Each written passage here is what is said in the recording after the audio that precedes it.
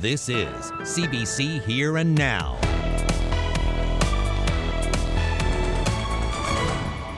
I need $160,000 and I need to tear down and rebuild the house in 4.5 months.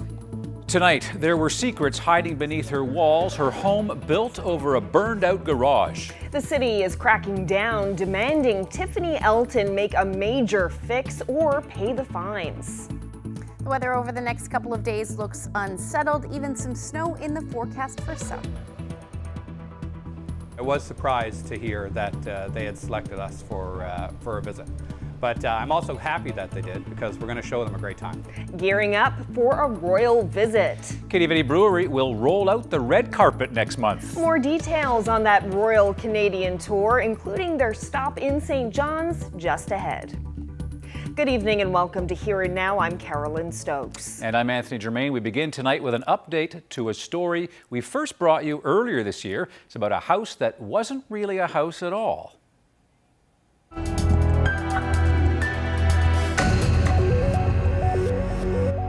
Here and Now first introduced you to Tiffany Elton back in January. This city of St. John's woman believed she had bought a home only to later discover it was a fire-damaged commercial garage. Elton now knows what it's all going to cost her, and the total is staggering. Ariana Kelland has our top story. Tiffany Elton still lives on Summer Street. Inside the walls and ceiling, the wood is still blackened and charred.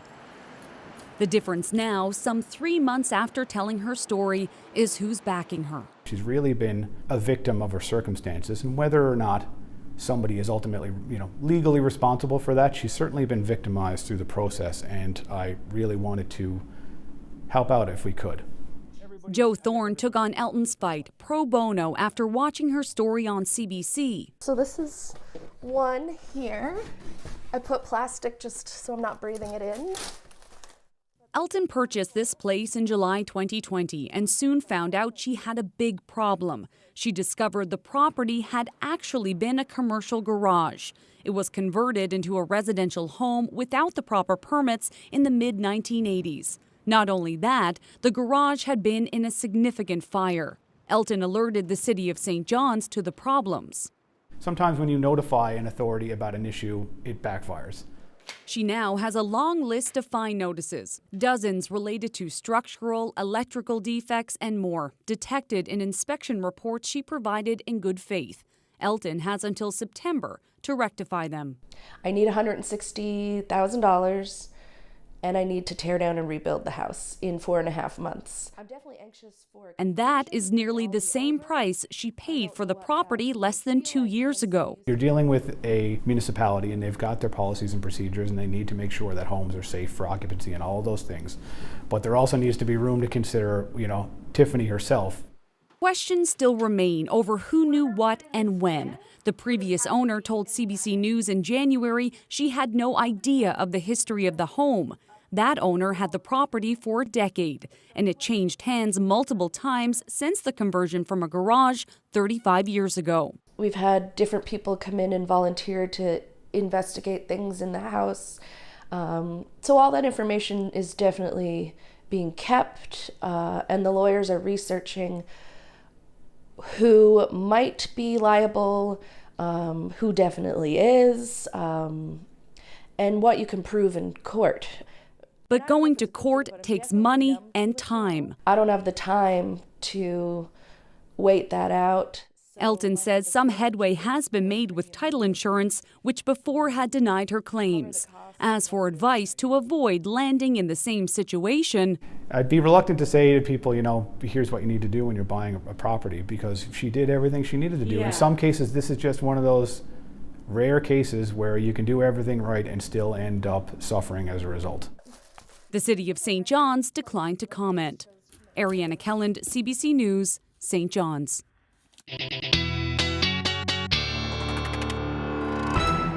Not a whole lot of change in the weather from yesterday. We've got that ridge of high pressure to the north still keeping us an onshore flow along the coastal areas of the island. But if I zoom in a little bit, another beautiful day for the western half of the island this afternoon. Unfortunately, though, we do have our next system moving in. This cold front will move in with this area of low pressure and keep things, I don't know what's happening with the satellite radar there, but that low pressure system is going to keep things unsettled over the next couple of days. This ridge of high pressure has a lot to do with it. So what's going to happen is the ridge of high pressure will slide in and then eventually slide to the north. So that's going to keep that area of low pressure in place through the weekend. And then it does look like that will continue as we head into even Monday. So we are looking at an unsettled weekend for sure. Temperatures will be in a little bit of a roller coaster for some areas, not so much for St. John's and eastern Newfoundland. But if we talk about central and even western areas of the island, you're looking at that roller coaster. I'll have the full details coming up. All right, thanks, Ashley. In Labrador West, some people are fed up with what they say are election time promises of accessible housing and home care for seniors. Now, the demand for both is increasing, and as Here and Now's Daryl Din reports, locals are stepping up the pressure. Feeling the needs of seniors have been long overlooked, this senior spearheaded the petition to bring awareness to the needs of people in Labrador West who are just like her. I signed a petition in this mall 30 years ago for Joan Stamp to get housing and accommodations for seniors. Here it is, 30 years later. She convinced me to sign because I would need it someday. Well, someday is here now. I need it. It's not here. I don't want to leave my family. Local seniors advocates support this petition. It's believed a collection of signatures is the only way to get government attention.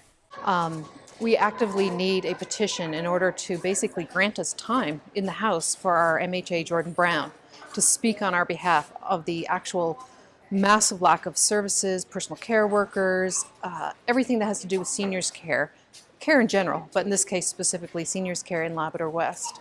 Many of the people signing the petition have personal reasons for why they support it. I tried to start a change in 2017 for my dad. We went through pretty much the exact same thing that Angela's going through now, that there was no care for him. People have been here 50 years or more, and I feel that it should be something in Labrador West for our seniors. But Hardy is doubtful any action will be taken soon, as there's been many promises made. You have people who've contributed massive amounts of taxes to the government, and the government still keeps not giving them anything in return. And the people of Labrador West are pretty sick and tired of it. And what we need the government to finally be honest. We don't want promises, election, high standard lines that they keep pumping out and trying to give to us. What we need is honesty.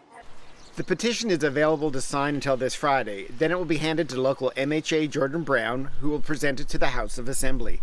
Daryl Din, CBC News, Labrador City. Well, the family of Rod Dion says he's now getting the COVID-19 drug he was initially denied and says government is now considering a policy change. Here Now brought you Rod Dion's story last night. The 100-year-old war veteran tested positive for the virus. He also has emphysema, putting him at a higher risk of a severe health outcome. His family and nurse practitioner were pushing for him to receive Paxlovid, a drug that's successful in keeping the most vulnerable people out of hospital. But Dion was turned down because he is fully vaccinated. Well, tonight, Dion's daughter says he's now getting the antiviral treatment and that the health authority contacted her to say discussions are being held about changing the policy.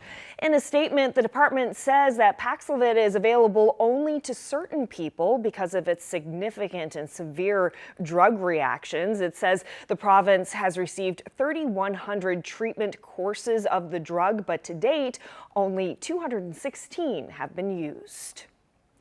Well, in other news, they're here for a good time, but certainly not a long time. Prince Charles and Camilla will be in Newfoundland and Labrador for just a few hours when they visit next month, and we now know what their schedule will look like. Our Peter Cowan is standing by at one of the sites where the royals will be. So, Peter, what's the significance of the stop Prince Charles and Camilla will be making at Government House? This is the grounds of Government House, and this is the Heart Garden. It was put in a couple years ago in order to remember the children and the families affected by residential schools in Newfoundland and Labrador, planted with all sorts of traditional native Newfoundland and Labrador species. And there's lots of benches around recognizing the 5 different Indigenous groups in the province. And so this is going to be one of the stops that Charles and Camilla make on the tour. There's going to be a moment of silence here in order to remember and reflect on the impact of residential schools in the province. And you're going to see Indigenous themes at a couple of the stops along the way. For example, they're going to start the tour up at Confederation Building, where there's going to be drum dancers, there's going to be prayers in traditional Indigenous languages. And we heard from government officials today that they are wanting to put an Indigenous flavor on this tour, that this was a request that the royal couple themselves made, that they wanted an opportunity to meet Indigenous people. But there is going to be an opportunity to show some of the other hospitality of Newfoundland and Labrador during this trip. For example, one of the last stops they're going to make is at the Kitty Vitty Brewery, where they're going to get a little bit of a tour and make it a chance to try some of the beer themselves. They're particularly interested in the Iceberg beer, which the brewery is known for, and the brewer said today that they're looking forward to being able to host the Royals.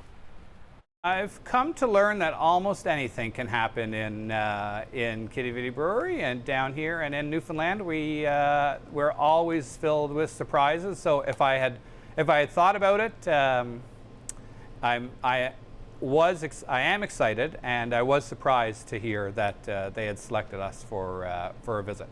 But I'm also happy that they did, because we're going to show them a great time. The mayor of St. John's is hoping that the couple has a good time during their trip here.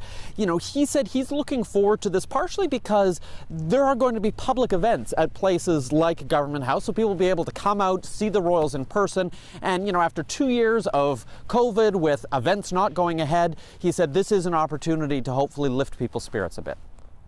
Getting back to normal and getting out to do things and having Prince Charles join us is just something to lift our spirits and get us back on track. It'll be interesting. A couple of the other things that he's going to do while he's here is they're going to see some artisans down in Kitty Vitty, chat with some of the local craftspeople, and here at Government House, actually, they're going to meet with some knitters. We hear that there is a bust of Prince Charles that has been knit together, so that's something he's going to get to check out. There'll also be lots of politicians, of course, and we heard today from one of the cabinet ministers from Newfoundland and Labrador, in fact, the MP for St. John South Mount Pearl, Seamus O'Regan, said he's looking forward to the trip. It's a big deal. It's a big deal. I think people, they usually, in my estimation, Royals feel very much at home in Newfoundland because people there just kind of take it as she comes, as we say. It's all good. And it's all good, but it's not going to be very long. The total visit here, they're not staying overnight. It's expected to be just 4 hours from the time they touch down to the time they take off again. They'll be headed to Ottawa, which is their next stop on their several-day journey in Canada. Reporting live at Government House, I'm Peter Cowan for Here and Now. Well, in a couple of months, many more visitors will be coming here, sticking around a little longer. There may be some help in sight for anybody who's trying to rent a car this summer. It's a car sharing service. Turo, a national car sharing company, is going to begin operating here. Now, individuals and small business owners can sign up at Turo.com to share their personal vehicles. It starts May the 17th. According to a news release from the province and Hospitality NL, this should help provide more cars for tourists. Rental cars are often difficult to get, especially during summer months, and for the past several years there have been complaints no rental vehicles are available during peak times. Turo started operating in 2016. It's often compared to being like an Airbnb for cars. One big summer event, as you know, Carolyn, that draws in big crowds, people coming back here, is actually getting back to its roots. And for the first time since 2019, the Newfoundland and Labrador Folk Festival will be back at Bannerman Park. Yes, the Folk Fest is turning 46 this year, and acts like The Ones, The Masterless Men, and Cubasonics are all taking part, just to name a few. Yeah, and we stopped by the media launch in St. John's today to learn more about what the return to Bannerman means for local musicians.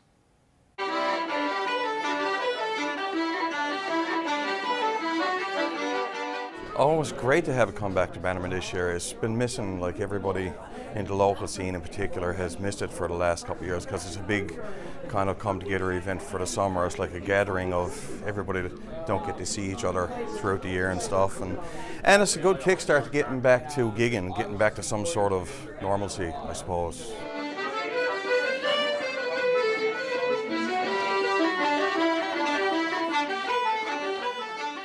Oh, it's incredible. It's incredible. This is my first year as executive director, but I've spent my whole adult life in the park for the entire festival, either playing or as an audience member. You know, I think that if you're an artist, particularly somebody who plays trad music or folk music or acoustic music of any kind in Newfoundland and Labrador, that's the spot, right? Center stage at the folk festival. Oh, this festival is huge in Newfoundland. I think it's a big part of our culture and it's tradition now, certainly. I think it's great for the preservation of our culture and for the growth of our culture as well.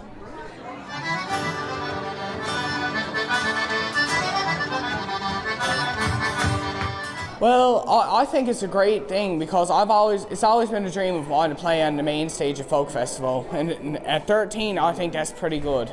We're gonna give it our best and hopefully sing as many times as we can and just give our hearts out and have fun. I think they're gonna see a really good performance and it's gonna be deadly. It's totally essential to bring those kids into the mix, and we're trying now to bring young performers onto the main stage more so and give them that experience. It's a big deal for new artists in particular to to do a gig on the folk festival. It's a kind of a prestigious event. I remember the first time I did it. It was huge, you know.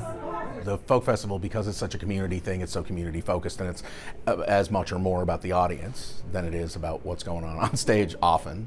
To have a home in Bannerman Park and to be able to go back there, that's huge for people.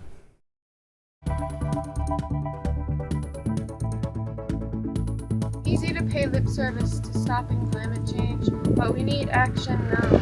And we now have a more ambitious target for 2030, which is to reduce greenhouse gas emissions by 40 to 45%. 2 years ago, CBCNL launched the series Thin Ice, exploring the effects of climate change in Labrador. And many of you had questions for the Environment Minister. It took some time, but tonight we have some answers. Yes, Peter Cowan has more in about 20 minutes on Here and Now. Taking a live look outside, we've got some fog out there. That's going to move in as we head through the night tonight. Unsettled conditions continue. I'll have the full forecast coming up. Wednesday on Here and Now. The car is fully self-driving itself right now. Oh, it's doing the turn. It's doing the turn. So there you go. Buckle up and take a ride in a fully self-driving car, one of the first to hit the streets in Canada. But it's one thing to drive it in Toronto. How does it handle the weird and winding roads of downtown St. John's? Now this is a pretty tangly intersection we're coming to now. This one is not fun. That's tomorrow on Here and Now.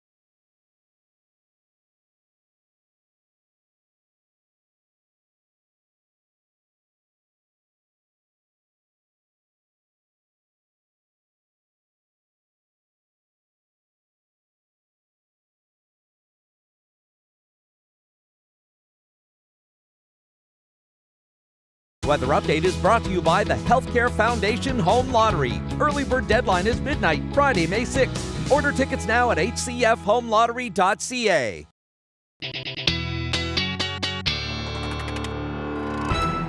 Still a little bit on the chilly side in St. John's today. A bit gray out there, but not so bad. Yeah, I guess it really depends on where you are. If the further away you are from the water, the warmer the temperatures, and particularly as far away from the coast, that's where those warmer temperatures are. Let's take a look at what's going on out there. That ridge of high pressure in place, and it is allowing, or did allow, those clouds to clear this afternoon, but that cloud cover is now moving back in for the coastal areas of at least the west coast anyway. Lots of precipitation up across Labrador as we speak. So temperatures today were actually quite mild up across the Big Land, about 8 degrees in Happy Valley, Goose Bay. All areas across the Big Land saw those temperatures quite warm. Much cooler though as you head along the coast to the northeast coast, 3 to 4 degrees. And then again, further away, 13 degrees in Deer Lake. Not quite as warm today in the Rec House area, but still quite nice, around 12 degrees. And then 8 degrees in Port aux Basques this afternoon. Now those temperatures haven't really moved too much, particularly through Badger and Deer Lake. Hovering around 2 degrees in St. John's, 0 in Bonavista, and then those temperatures up across Labrador as well. Still hanging in and around. Nain, though, you're down to about -2, and we're going to see that cool down as that air sinks a little bit further south as we head through the night tonight. So taking a look at the satellite radar again, that fog has retreated to offshore, but we are going to see that move back in as we head through the night tonight for pretty much anywhere along the coast, and even the southwest may see some fog develop as we head through the overnight tonight. Much like today, we'll see that fog retreat again through the afternoon on Wednesday, and then move back in Wednesday night into Thursday morning. And eventually, for a good chunk of Thursday, most of southeastern Labrador will be seeing some foggy conditions through the day. Now, as far as tonight goes, those temperatures again are going to dip somewhere between 0 and about 3 degrees. Winds will not be an issue. They'll either be easing or out of the south about 5 to 10 kilometers per hour, so really not a whole lot to talk about. We are going to see the showers for Lab City change over to snow, and that's because you're going to see a pretty dramatic drop in temperatures overnight tonight, down to about -9, -8 in Nain. And again, you'll see some flurries. Otherwise, we're looking at showers changing over to flurries for the rest of the Big Land. Happy Valley, Goose Bay will go down to 0. And then still looking at those unsettled conditions for the northern peninsula as well. So what's going to happen is that cold front will move through. So we'll see showers to start as we head through the overnight tonight. There's that transition I was talking about up across Labrador as you see some of that colder air move in. And then through the afternoon tomorrow, really not a whole lot going on. We're still looking at unsettled conditions, likely cloudy skies, maybe a few peaks of sun through central, but that risk of showers will still stick around. The next amount of precipitation, or the next push of moisture, will move in as we head through Wednesday evening. And then we're talking about the potential for some freezing rain for the northern peninsula and southeastern portions of Labrador. Now, how far north that goes will depend on the track, and then light periods of snow will develop for central and southeastern portions of Labrador as we get into Thursday morning. Temperatures tomorrow, again, it will depend on where you are. Talking about 5 degrees for St. John's, Bonavista. The further inland you get, we could reach those double digits, but the winds will be generally light, 5 to 10 kilometers per hour through the day. Clarenville, Marystown, you should reach barely 10 degrees, and then same thing as you head towards Grand Falls, Windsor. Southern areas of the island a bit cooler, just because you're going to see a bit of onshore flow, so it should keep those temperatures cooler. And then again for the west coast, much nicer as far as temperatures go, but the weather will be unsettled, so you are looking at that chance of showers through the day. Temperatures to start anyway for St. Anthony will be rain, or will be 3 degrees rather, so it will fall as rain, but as those temperatures drop, that will change over to the chance of some freezing rain, and then flurries the story for a good chunk of Labrador. Now, we are talking about some accumulating snow as we get into Thursday. I'll have those details when I come back.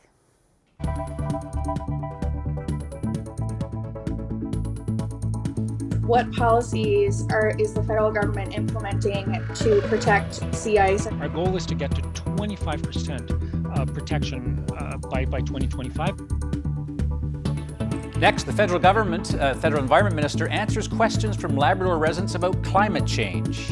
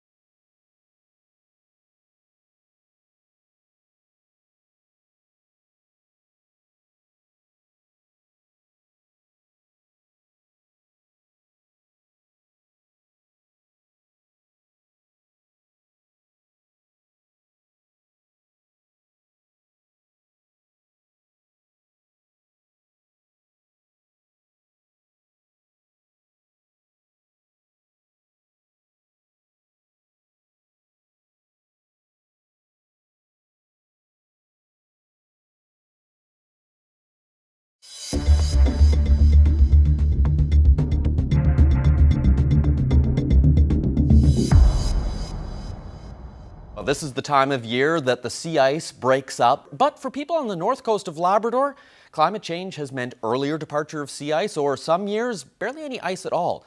Over the last year, CBC has brought you the series Thin Ice, looking at the impacts of climate change. But you had some questions about what government is doing. Well, Stephen Guilbeault is the Federal Environment Minister, and he's joining us now. Thanks so much for being here. My pleasure, Peter. So here's our first question from someone in Rigolet. Have a look. Hi, I'm Charlotte Wolfrey from Rigolet. The ice and the snow are really important to Inuit. We have a lot of cultural teachings and information that we've gathered over the years that was passed on to us from generation to generation. And I'm really wondering, what are your plans to slow down climate change to ensure that future generations of Inuit can maintain our culture and our way of life? Thank you. Okay, Mr. Legault, the concerns about passing on the culture, but especially about combating climate change. So, give some specifics here. What sort of things are being changed that will make a difference for communities like Rigolet? So basically, to fight climate change, we have to fight our dependencies to fossil fuels. So in every sector of our society, we have to find new ways of doing what we're doing. So transportation, for example, we are in the process of ensuring that every new car that is sold by 2035 in Canada will be 100% non-emitting vehicles, so either hydrogen vehicle or electric vehicles. Now, it's not going to happen overnight. Our goal is to have 20% of new sales by 2026. And in provinces like Quebec and BC, we're already at 14%. 60% by 2030 and 100% by 2035. We're working with companies in different sectors, steel, cement, aluminum, oil and gas, to find ways to really reduce the amount of carbon pollution that goes into the atmosphere that creates global warming and then the climate change that we're seeing in Canada and around the world. We're investing a lot of money, in fact, record level investment in greening the economy. More than $110 billion that our government has been investing over the last 6 years, and will continue to do so. So it's a combination. We're putting in place regulatory measures like the price on pollution, for example.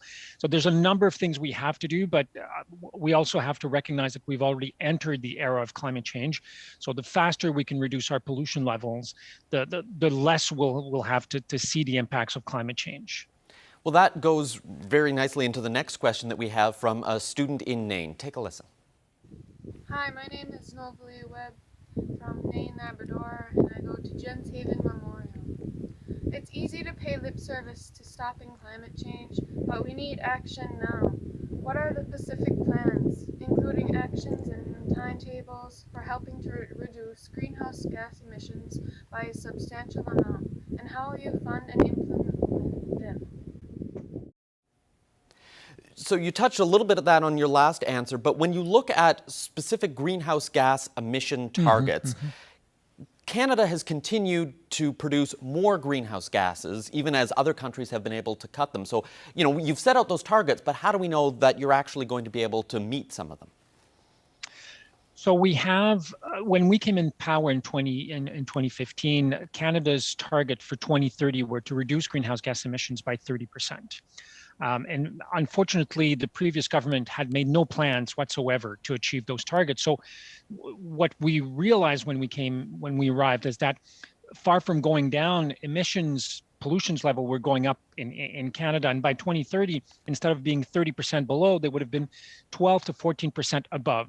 So in the last few years, what we've done is we've flattened that curve.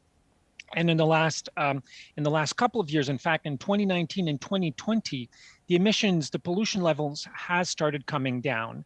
And we now have a more ambitious target for 2030, which is to reduce greenhouse gas emissions by 40 to 45%.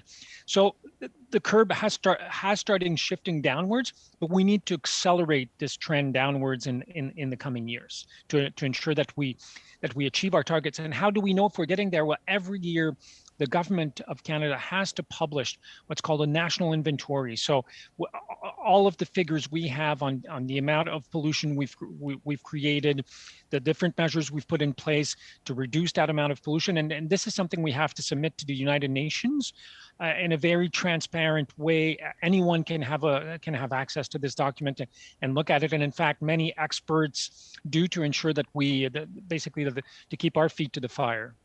Our next question is about habitat protection. Let's take a look. My name is Michelle Saunders. I'm a Nunatsiavut beneficiary. I'm currently living in Happy Valley, Goose Bay, Labrador. I'm also a graduate student in the environmental policy program at Memorial University. So I see climate change from both sides, policy, and then also from living on the land, growing up here and being in Labrador.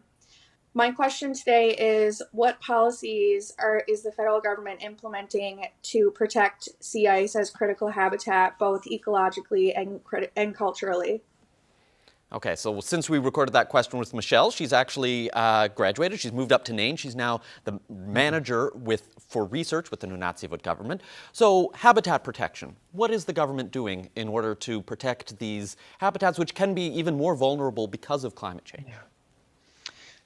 So when we came into power in 2015, Canada was not even protecting 2% of its oceans and coastlines. Today, we're almost a little over 14%. So between the Earth Summit in Rio in 1992 and 2015, not even 2% of our coastline and oceans were protected. Between 2015 and 2022, we've gone up from less than 2% to more than 14%. Our goal is to get to 25% protection by 2025 and 30% by 2030, which we're working to make a new international goals for countries. That's not the case yet, but we're working on it. About a month and a half ago, for the first time in the history of Canada, we signed a memorandum of understanding with the local government of Nunatsiavut to start the creation of a new conservation, ocean conservation area near the Tongaat Mountains. But a lot of this area that you've set aside is still available for oil and gas development and exploration. Not if it's a protected area. No, it's not. But what about the areas, for example, off Newfoundland right now that there is, they're looking at land sales, including in areas that have been set aside for protection? Well, we've just signed an agreement with the government of Newfoundland and Labrador to create 4 new protected areas around Newfoundland in the waters of Newfoundland. So once these areas are protected, there can be no oil exploration, no oil production in these areas. Climate change affects more than just the environment. It's impacting the food supply, how people heat their homes, and even their mental health. My conversation with the Environment Minister continues tomorrow night on Here and Now.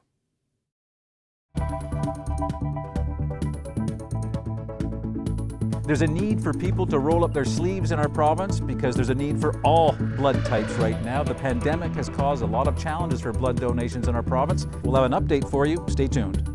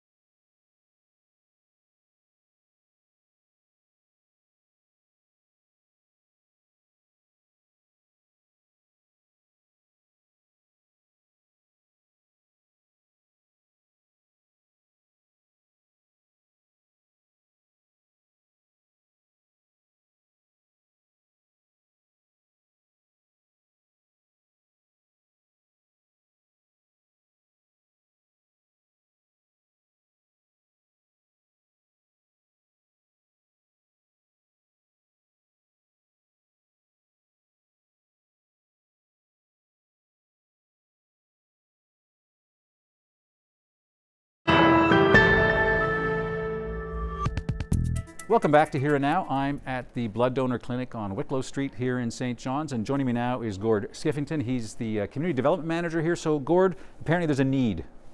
So like other organizations, the latest wave of COVID-19 has been challenging for Canadian Blood Services. Recent illness, isolation requirements, coupled with the opening of the easing of the restrictions, we've seen a decrease in attendance at donor centers here in Newfoundland and right across the country. Okay, so I guess if you're watching right now and you're somebody who used to donate or you haven't donated in a while, they need some help right now. What's the shortfall like right now? So currently here in St. John's, we have 60 open appointments this week. And by the end of May, we have over 600 on-field appointment slots that we need to wow, fill. That's a lot. What has the impact of the pandemic been on the overall operation? Because so many people were afraid to go places during the pandemic, and I guess coming here, getting a needle, COVID, what's the impact been? So, you know, it's been challenging, but thankfully we've been able to supply hospital patients with the blood products that they require. Canadian Blood Services is a place of wellness, and we've had enhanced cleaning procedures in place and screening procedures to ensure maximum safety to our donors, our volunteers, and our staff. But what's been the impact on the routine? Because I know people who, you know, they actually schedule their blood donations. They're very proud to be reliable donors. What's the impact been on them in terms of their confidence level? I think, you know, they feel very safe coming into Canadian Blood Services throughout the pandemic. We've had our regular donors come in, you know, every 2 months, male donors. For female donors every 3 months, and that hasn't changed. Our really committed donors have been coming to Canadian Blood Services. One of the challenges, though, is that as people are required to go into isolation, then we've seen dip in the people attending. So our committed regular donors have not been able to come in because of the enhanced you know, requirements. So therefore we need new donors to fill those gaps. Right, and I guess with respect to those new donors, you take a look at you know, the healthcare system is determined to catch up with backlogs, which means there'll be more procedures. Is that putting a different strain on the need for blood products as well? So we did see during the pandemic, elective procedures were canceled. So, you know, thankfully, you know, we were still able to meet hospital demand. With the rescheduling of procedures, we've actually been seeing an increase in the demand for blood products. Therefore, we need our regular donors to continue to donate, but we need donors, or new donors as well, to fill those gaps. So what do you do to make sure those new donors show up here? So thankfully, you know, we have people like CBC, you know, helping us get the word out to the community that there is that ongoing need. And we ask people to go online, schedule an appointment. If they're unable to attend at their scheduled appointment time, we do ask that they cancel and reschedule at a future date so that somebody else can take their place. Okay, but this is a final question. That sounds a lot more cumbersome than the way it used to be before the pandemic, right? I mean, I remember seeing, you know, you guys would advertise, we've got a drop-in clinic over here, we have a sudden clinic. This seems a little more cumbersome. You have to sort of change the organization, I would imagine. Totally, and you know, in order to be able to maintain physical distancing, a few years ago, you know, people can just walk into donor events, and now it's by appointment only. So therefore, you know, we're asking people to go online, schedule their appointment, and if they're unable to make that appointment, then reschedule so that somebody else can take their place. But it is by appointment only in order to be able to ensure that you know, we can have physical distancing at our donor events. Okay, well, hopefully that's not too much of an inconvenience for the people who I know provide the valuable blood products that you need. Gord, thanks a lot, and good luck. Thanks so much.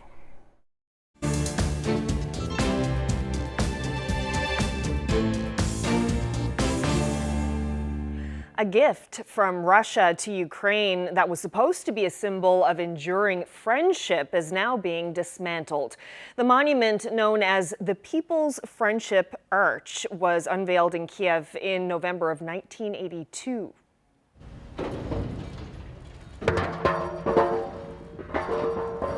Crews are now cutting the giant sculpture into pieces. It features the bronze figures of a Ukrainian and a Russian worker. It was a celebration of the 60th anniversary of the Soviet Union and the 1500th anniversary of Kiev. The destruction drew a number of locals who posed with the severed head of the Russian figure. Well, still in Ukraine, today marks the 36th anniversary of the devastating nuclear meltdown at the power plant in Chernobyl. The disaster claimed at least 30 lives and turned the region around the plant into a no-man's land. The facility is now in a war zone, and the International Atomic Energy Agency is on the scene doing an inspection. CBC's David Common traveled to Chernobyl with the IAEA.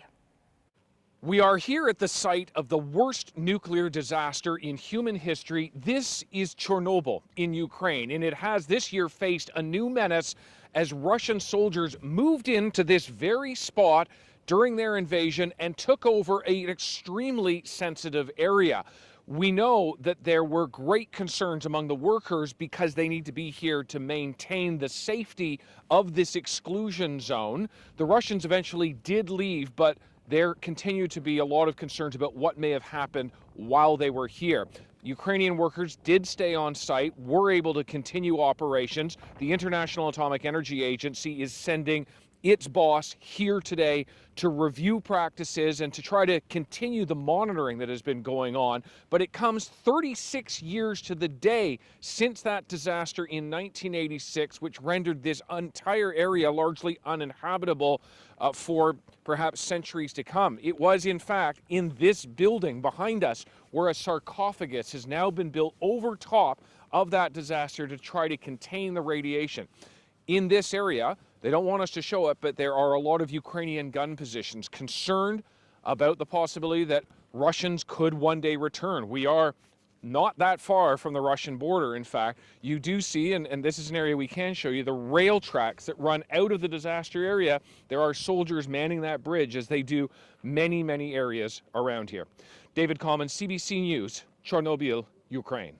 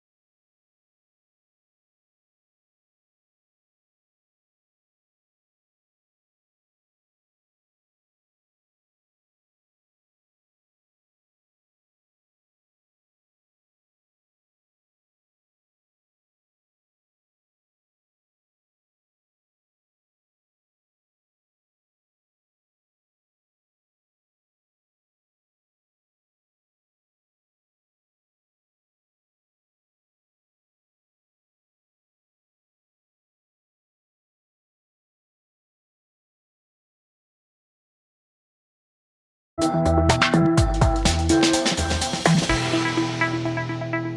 earlier in the show, we told you about the upcoming royal visit. I'm looking forward to seeing that knitting they talked about that Peter Cowan told us about. Prince of Wales and his wife Camilla are planning a quick visit to the province next month as part of their Canadian tour. Well, on the 400th anniversary of Newfoundland and Labrador becoming a British colony, Prince Charles and Princess Diana touched down in St. John's. So we've dipped into the archives to bring you this report that aired on the National back in 1983.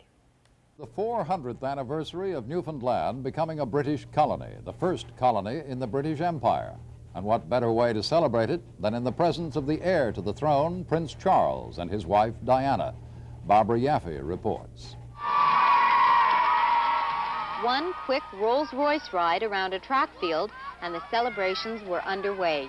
The crowds were on hand to mark Newfoundland's 400-year-old tie to Britain, to watch some square dancing, to have a peek at the chap who first laid claim to Newfoundland, Sir Humphrey Gilbert, and to party. But no doubt many were there to see royalty. Charles cited a quotation about Sir Humphrey's feat and the island that began the British Empire. To plant a colony and govern such remote, heathen and barbarous lands, countries and territories not actually possessed by any Christian prince or people. And then it was off to Cape Spear National Park for a lighthouse visit. And the prince's reference to Newfoundland being remote and heathen suited the setting. The fog rolled in and the temperature was 14 degrees cooler than in St. John's. A well-known person in the crowd pooh-poohed the fog. We never have fog here normally, but this is our most unusual weather. The weather was not on the mind of this group. They could talk only about the prince. I shook hands with Prince. Never watched it again. I'm not going to watch this hand. It's really tight. Say here, he's got a good handshake. It's really tight. Oh, he's gorgeous. Oh, so tight. The royal couple later paid an unscheduled visit to the Canadian naval escort ship, the Assiniboine. The wind made the princess hold on to her hat, but it didn't stop her from plunging into the crowd.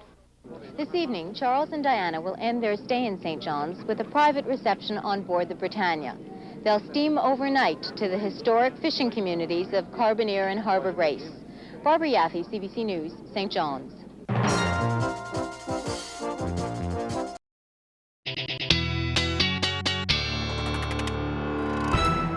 Wow, that was a blast from the past. I love those archival videos. And obviously some things never change. Yep. Lots of fog.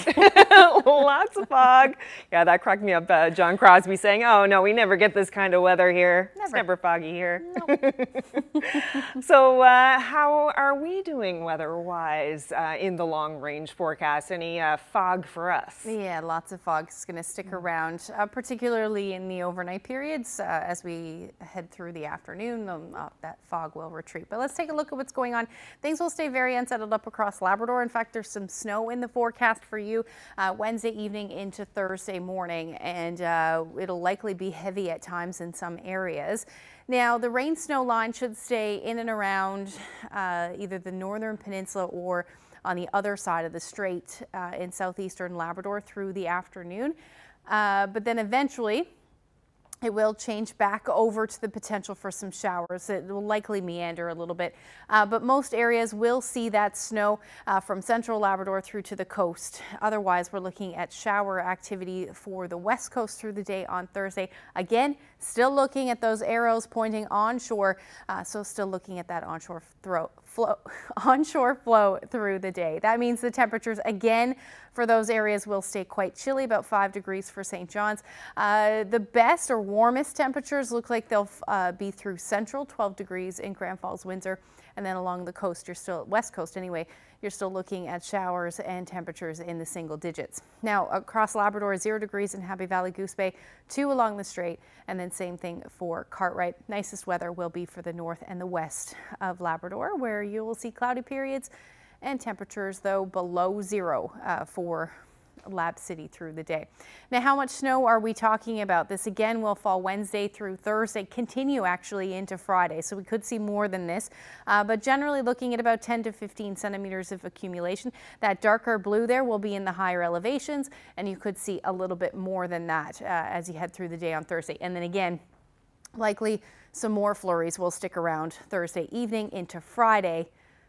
But this will be more wet as we see some of that warmer air move in as well. Things are going to stay unsettled right through Friday morning. Like I told you a little bit earlier, this area of low pressure is going to stick with us for a few days. So generally, we're looking at those temperatures hovering in and around the single digits right across the island and then up across Labrador as well. Lab City, you're going to stay in that cold side of this, so your temperatures will be below zero, hovering around -3. Now, unfortunately, the temperatures aren't going to move too much. Now, tomorrow, the further away from the coast you get, though, your temperatures may be a little bit warmer than this, but overall, we're looking at rain, drizzle, and fog right through Sunday. Now, for central Newfoundland, that cooler air will move in for Friday and Saturday and then bump right back up again on Sunday. Same thing for western Newfoundland, staying unsettled. And then for Labrador, unfortunately, temperatures will be in the single digits, but looking much nicer for Lab West. Weather photo today from Burgeo. Great shot this afternoon. Lobster fishing boats waiting for their season. Norm shared that photo with us. If you have any weather photos, send them to nlphotos@cbc.ca. It is impossible to take a bad picture in Burgeo. Yeah, it totally is. I will not disagree, no matter where you are, unless it's foggy. So beautiful. Which does happen. Quite a bit, yes. Despite what John Crosby claimed earlier in the program. Well, that's it for us on this Tuesday edition of Here and Now. Thank you so much for joining us tonight. We'll see you tomorrow. Good night.